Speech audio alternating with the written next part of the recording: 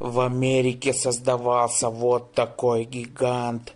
Это был воздушный авианосец. Он тащил на себе кучу самолетов. Огневая мощь была громадная. В воздухе он мог находиться 40 дней. Экипаж 400 человек. Он был не просто громадный, он был чудовищно громадный. На его борту находились десятки атомных ракет, и этот самолет мог уничтожить целый континент, а название этому самолету «Звездный ветер».